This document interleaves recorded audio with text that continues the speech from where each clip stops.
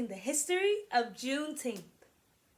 June 19th, 1865 marks the official ending of slavery in the United States. This was a little over 2.5 years after Abraham Lincoln signed the Emancipation Proclamation on January 1st, 1863. That document freed all slaves in the United States of America. On June 19th, 1865, Major General Gordon Granger arrived in Galveston, Texas, and announced that the Civil War had ended and that all the slaves were officially free. Although Abraham Lincoln signed the Emancipation Proclamation 2.5 years prior, many slave owners continued to hold enslaved people.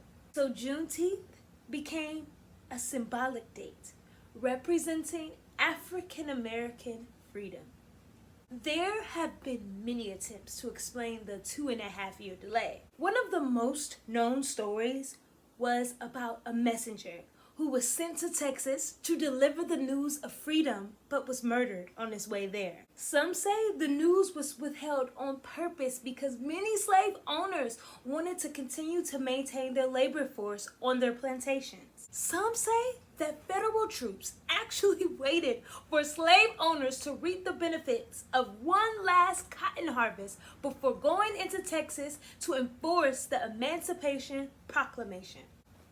All of which, or none of these versions, could be true. A lot of people question President Lincoln's authority over the rebellious states.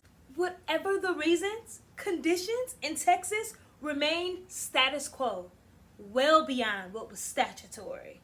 In some places, Juneteenth is a day, a week, or a month long of celebrations, including guest speakers, parades, festivals, performances, and family gatherings, with a strong emphasis on education and achievement. It's a time for reflecting and rejoicing.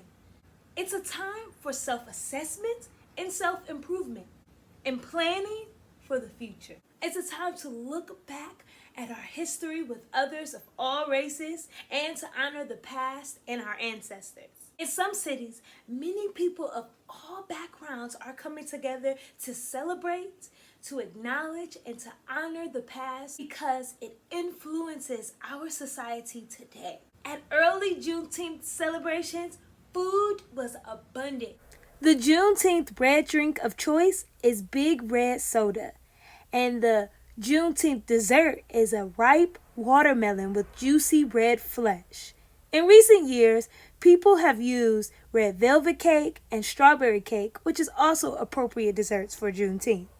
Juneteenth festivities of the past included rodeos, fishing, baseball, and barbecuing, which is still popular today. Some will share in the spirit and the aroma of their ancestors. Many African Americans started to purchase their own land, and throughout the years, they donated their land to celebrate Juneteenth celebrations. Many of these celebrations grew to 20,000 people. In the early 1900s, economic and cultural forces led to a decline in Juneteenth celebration. Classrooms and textbooks put less of an emphasis on the lives of former slaves. Traditional home and family taught practices stopped. Many textbooks only discuss President Lincoln's Emancipation Proclamation on January 1st, and they mention little or nothing of Major General Granger's impact on June 19th. It wasn't until the Civil Rights Movement in the 1950s and 60s where there was a resurgence of Juneteenth celebrations across the United States. Juneteenth today has seen amazing growth. Many institutions and organizations throughout the country have begun sponsoring Juneteenth activities. The future of Juneteenth is so bright, and we continue to celebrate African American history, freedom, and achievement. Thanks for watching. More videos coming soon.